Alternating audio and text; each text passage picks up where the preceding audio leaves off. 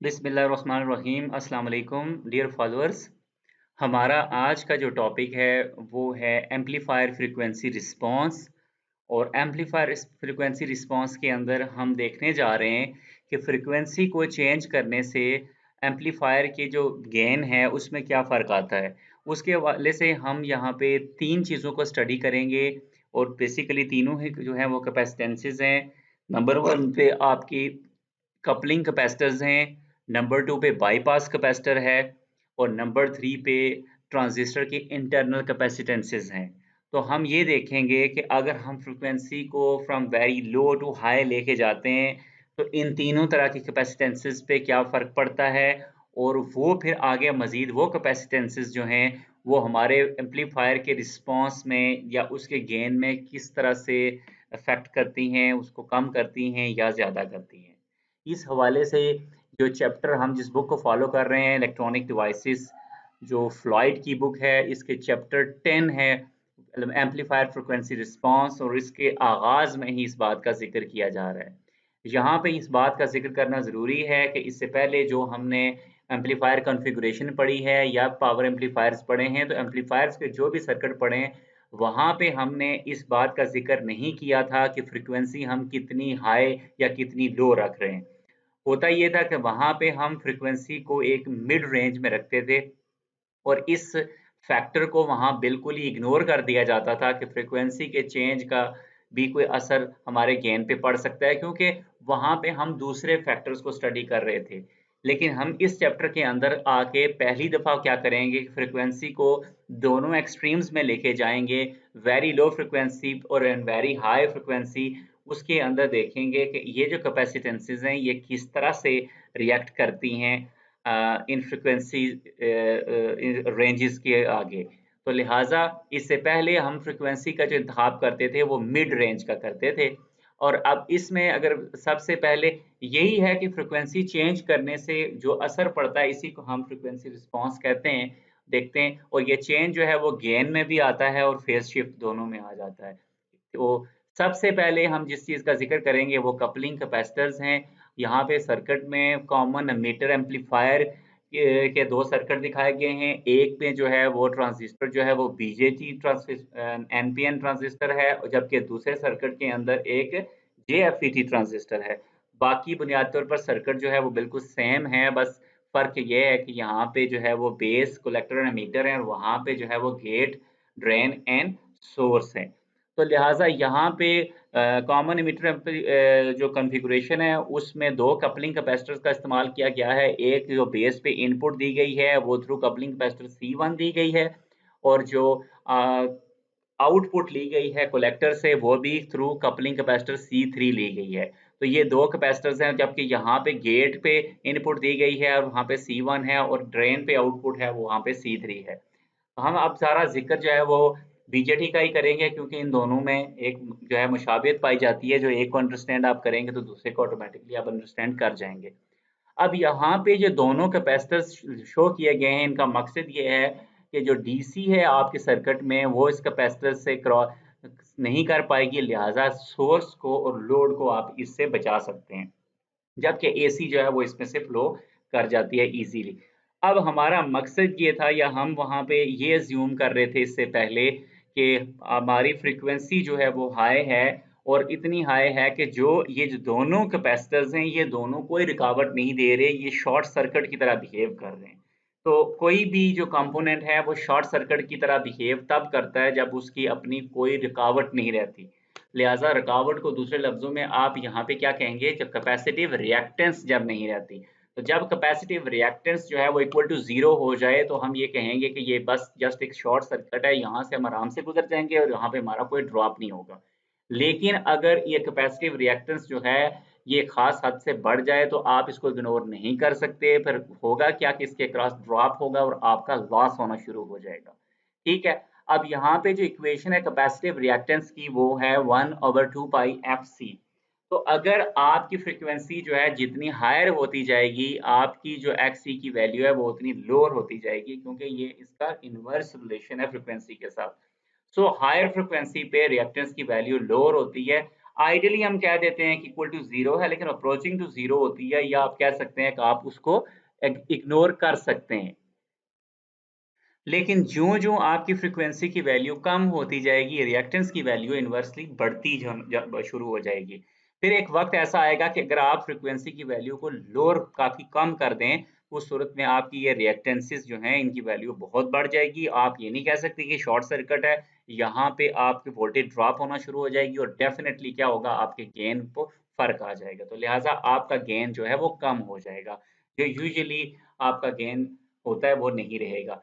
दूसरी बात ये है कि ये उसके अंदर एक फ़ेज़ शिफ्ट ले आएँगी, क्योंकि जो आपके कैपेसिटर के बाद की रेज़िस्टेंस होती है, ये उस रेज़िस्टेंस के साथ एक वोल्टेज का क्या करती है, एक लीड सर्किट डेवलप कर देती है।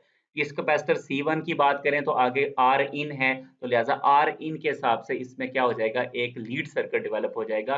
लिहाज़ा वो जो इन फ़ेज़ है, वो ये बेसिकली फ़ेज़ शिफ्ट पैदा कर देगी। इसी तरह C3 जो है, इसके बाद RL आ रहा है, तो इन बीच इनके दरमियान भी वही क्या होगा कि लीड सर्किट डेवलप हो जाएगा जो है अक्रॉस आर के। तो लिहाज़ा आपकी जो वो इन फ़ेज़ है, वो चीज़ इन फ़ेज़ नहीं रहेगी, आउट ऑफ फ़ेज़ हो जाएगी। तो लिहाज़ा यहाँ पे हम इसको ऐसे कंक्लूड कर रहे हैं कि हमारे जो कपलिंग कैपेसिटर्स हैं, ये हायर फ्रीक्वेंसी के ऊपर तो बिल्कुल ही आप कह सकते हैं कोई रुकावट नहीं देते, हम इसको शॉर्ट सर्किट बोल देते हैं, इग्नोर कर देते हैं। लेकिन अगर आप एक ख़ास हद से बिलो फ्रीक्वेंसी लो कर देंगे, तो जितनी बिलो करते जाएँगे, इनकी रिएक्टेंसेस बढ़ती जाएँगी, इग्नोर नहीं की जा सकेंगी, इनके क्रॉस ड्रॉप आएगा और ड्रॉप के नतीजे में 2 नुकसान होंगे, एक फेज़ शिफ्ट आ जाएगा और दूसरा आपके गेन में कमी आ जाएगी। तो इसलिए इस बात का ख़्याल आपने फ्रीक्वेंसी के इंतखाब के वक़्त ज़रूर करना है। नंबर 2 पे हम आ जाते हैं इफ़ेक्ट ऑफ बाईपास कैपेसिटर। अगर आप बाईपास कैपेसिटर की स्टोरी को देखें तो आप फिगर 10.2 की तरफ गौर करें। फिगर 10.2 के अंदर हमने क्या किया हुआ है कि हमने मीटर की जो रेजिस्टेंस है उसको बाईपास किया हुआ है एक बाईपास कैपेसिटर के ज़रिए से। अब होता क्या है कि जब आपने बाईपास कैपेसिटर हम ये कह रहे हैं कि हमारी फ्रीक्वेंसी हाई है और इस बाईपास कैपेसिटर की जो रुकावट है वो 0 के बराबर है, यानी कैपेसिटिव रिएक्टेंस जो है वो 0 है। तो लिहाज़ा 2 पाथ हैं, पैरेलल पाथ हैं, एक रास्ते में RE एक तल्ख़ हकीकत है, वो तो कम ज़्यादा नहीं होगा। वो तो एक रुकावट है रेजिस्टेंस के नाम से। जबकि दूसरी तरफ जो दूसरा रास्ता है हम कहते हैं उसमें कोई रुकावट है ही नहीं है, यानी कैपेसिटिव रिएक्टेंस इक्वल टू 0 है, तो डेफिनिटली हम ये कहेंगे कि एमीटर हमारा ग्राउंड है। क्योंकि इस रास्ते का हम इंतखाब करेंगे और ये रास्ता जो है वो रुकावट देता नहीं है, इसलिए हम कहते हैं एमीटर हमारा ग्राउंड है। जब हम कहते हैं कि हमारा एमीटर ग्राउंड है, तो फिर हमारा जो गेन है उसका फ़ॉर्मूला क्या बनता है? गेन का जो फ़ॉर्मूला है वो दरअसल आउटपुट जो आपके कलेक्टर के रेजिस्टेंसेस हैं डिवाइडेड बाय एमीटर के रेजिस्टेंसेस, ये आपका गेन होता है। तो लिहाज़ा जब हम कहते हैं कलेक्टर रेजिस्टेंस, तो हम कहते हैं RC हमारी कलेक्टर रेजिस्टेंस है। अगर वोल्टेज गेन के फ़ॉर्मूले में आपके न्यूमरेटर की बात करें, लेकिन डिनोमिनेटर में जब हम एमीटर के रेजिस्टेंसेस लाएँगे तो हम ये कहते हैं कि एमीटर के रेजिस्टेंस आपको पता है कि इंटरनल एमीटर रेजिस्टेंस होती है RE प्राइम। हम कहते हैं सिर्फ़ वही है, क्यों? उसके बाद तो वो डायरेक्टली ग्राउंड हो जाता है इस रास्ते से, लिहाज़ा हमारा गेन इस हिसाब से मैक्सिमम हो जाता है। लेकिन अगर आपकी फ्रीक्वेंसी एक ख़ास हद से कम होना शुरू हो गई, तो फिर उस सूरत में ये जो कैपेसिटर है, ये अपनी रुकावट भी सामने लाना शुरू कर देगा, जिसको हम कैपेसिटिव रिएक्टेंस कहेंगे। लिहाज़ा जब ये कैपेसिटिव रिएक्टेंस अपनी एक ख़ास वैल्यू को पहुँच जाएगी, जितनी फ्रीक्वेंसी आप कम करेंगे, ये कैपेसिटिव रिएक्टेंस बढ़ती जाएगी। लिहाज़ा जब ये जो है वो 0 से बढ़ जाएगी, इसकी कोई ख़ास वैल्यू हो जाएगी, उस सूरत में इस तरफ कैपेसिटिव जो है रिएक्टेंस है और इस तरफ जो है वो रेजिस्टेंस है। तो ये दोनों पैरेलल में, इनका नेट इफेक्ट क्या होगा? इनका नेट इफेक्ट हमारे पास एमीटर इम्पीडेंस की शक्ल में आएगा। तो लिहाज़ा अब हम ये नहीं कह सकते कि हमारे एमीटर के ऊपर सिर्फ़ RE प्राइम है, बल्कि हम ये कहेंगे कि हमारे एमीटर के ऊपर बेसिकली अब 2 रेजिस्टेंसेस हैं। एक तो वो RE प्राइम है और एक ये हमारे पास इम्पीडेंस है। तो लिहाज़ा अब आप देखें कि हमारा जो गेन का फ़ॉर्मूला है वो RC over RE prime plus ZE हो जाएगा। तो डेफ़िनेटली हम वेट डाल रहे हैं, डिनोमिनेटर में वेट डाल रहे हैं, तो लिहाज़ा ओवरऑल ज़ाहिर हमारा गेन कम हो जाएगा। सो एक ख़ास हद से जब आप फ्रीक्वेंसी को लोअर कर देंगे, तो कैपेसिटिव रिएक्टेंस जो है वो सामने आ जाएगी और वो क्या करेगी, आपके गेन को इस तरह से मुतासिर कर देगी। जबकि हाई फ्रीक्वेंसी पे आप XC को इग्नोर कर देते हैं और हम कहते हैं मीटर आपका ग्राउंड है, सो आपका गेन जो है वो बेहतर हो जाता है।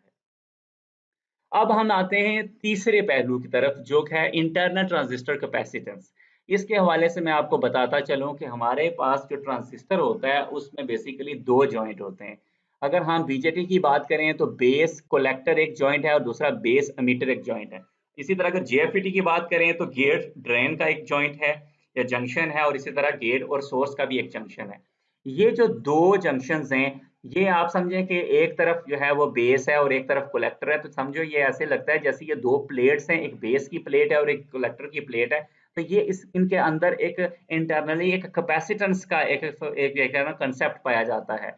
इसी तरह से बेस और मीटर के दरमियान भी कैपेसिटेंस जो है पाई जाती है। अब होता क्या है कि अमूमन जो है हम जिस फ्रीक्वेंसी रेंजेस को इंतखाब करते हैं उसमें हम ये अज्यूम करते हैं कि ये जो दोनों कैपेसिटेंसेस हैं इनके अक्रॉस में कोई फ्लो नहीं होता।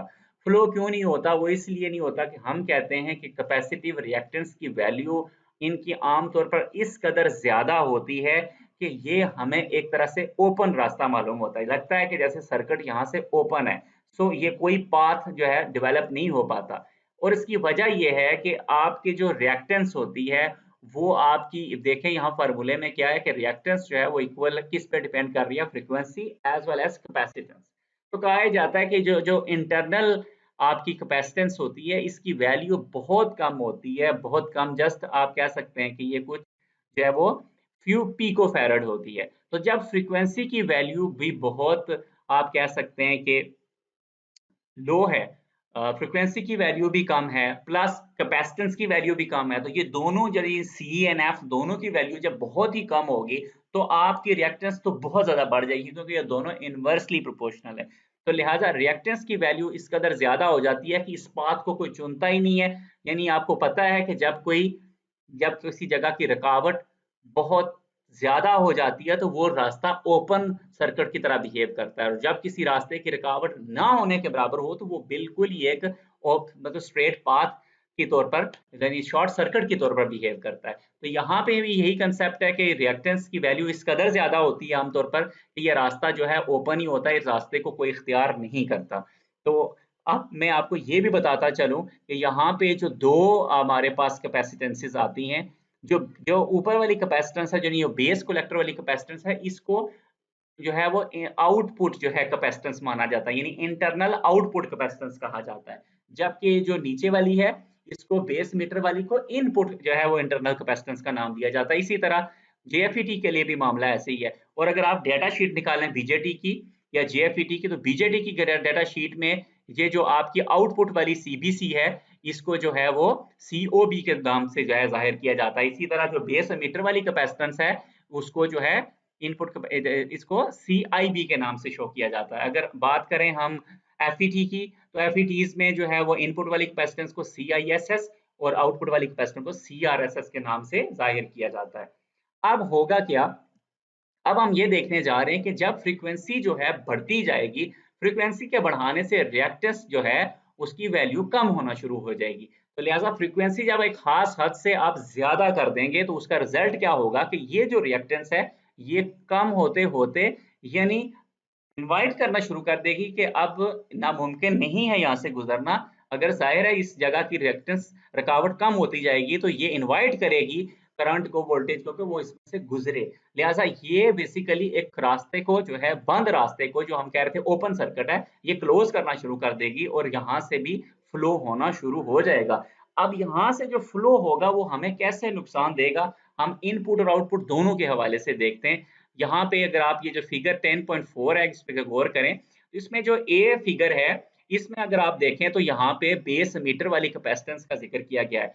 कहता ये है कि अगर आप फ्रीक्वेंसी को हाई कर देंगे, एक खास हद से ज्यादा हाई करेंगे, तो फिर होगा ये कि इसकी रिएक्टेंस जो है वो क्या होगी, कम हो जाएगी। वो इस कदर कम हो जाएगी कि जो है ये एक अल्टरनेट पाथ बन जाएगा आपके करंट फ्लो के लिए। और ये जो अल्टरनेट पाथ है इसकी वजह से इनपुट साइड पे एक इफेक्ट पड़ेगा, और वो ये कि ये बेसिकली जो दो आपकी रुकावटें हैं, एक आपके रेजिस्टेंस है और दूसरी कैपेसिटिव रिएक्टेंस है। कौन सी रेजिस्टेंस?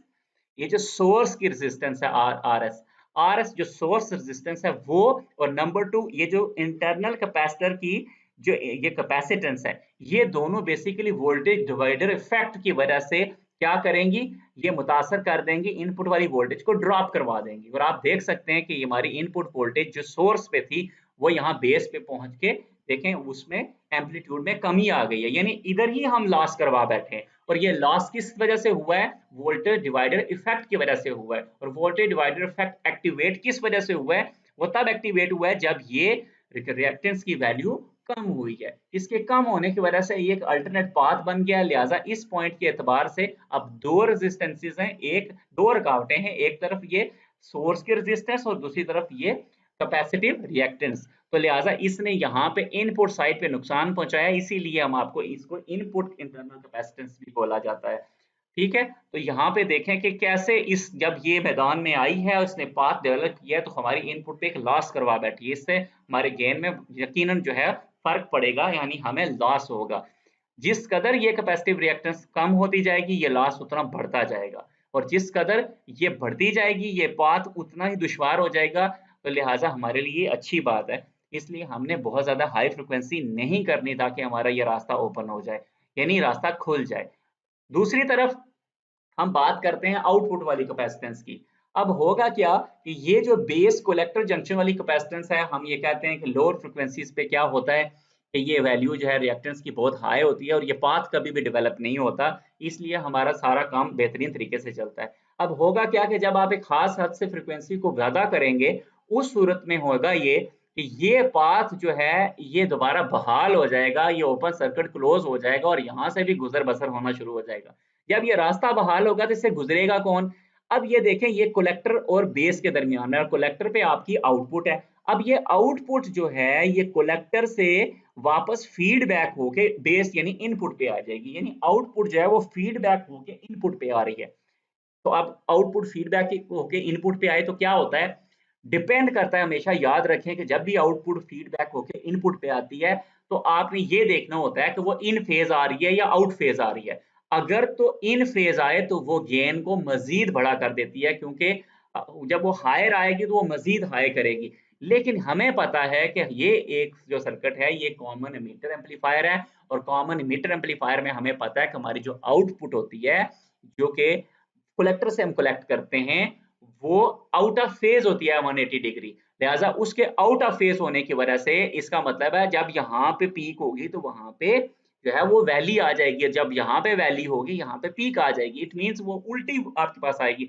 लिहाजा ये आउट ऑफ फेज आउटपुट जब इनपुट पे आके लगेगी तो वो जो फीडबैक बनेगा वो नेगेटिव फीडबैक बनेगा, और नेगेटिव फीडबैक क्या करता है, वो आपके गेन को कंट्रोल करता है, उसको बढ़ने नहीं देता, उसको कम करवा देता है। तो लिहाजा हमें ये बहुत बड़ा नुकसान देगी, और वो आउटपुट जो हम इससे पहले अचीव कर रहे थे जब ये रास्ता बिल्कुल ओपन था, ओपन से मुराद है कि ये पाथ ओपन था, रास्ता बंद था, ठीक है, उस वक्त तो हमें गेन ज्यादा मिलता था। जो ही ये पाथ क्लोज हुआ और रास्ता खुल गया, तो इस रास्ते के खुलने की वजह से ये नेगेटिव फीड इफेक्ट इसमें इन्वॉल्व हो गया, और ये नेगेटिव फीड इफेक्ट ने क्या किया है, हमारे गेन को कम कर दिया है। इसलिए अब हम ये देखें कि फ्रीक्वेंसी को बहुत ज्यादा हाई कर देंगे तो नुकसान जो है वो इंटरनल कैपेसिटेंसेस की शक्ल में सामने आएगा, फ्रीक्वेंसी को बहुत ज्यादा लो कर देंगे तो फिर नुकसान हमारा बाईपास कैपेसिटर और कपलिंग कैपेसिटर की शक्ल में आ जाएगा। नतीजतन हम ये करते हैं कि खास हद से नीचे फ्रीक्वेंसी में भी नहीं जाते और खास हद से ऊपर भी नहीं जाते,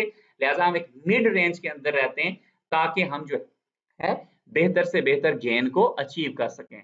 आई होप कि आपको ये कैपेसिटेंसेस का रिलेशन फ्रीक्वेंसी के साथ बेहतर तरीके से समझ आया होगा, और बहुत शुक्रिया, आप इनसाइड चैनल देखते हैं, बहुत शुक्रिया, अल्लाह हाफिज।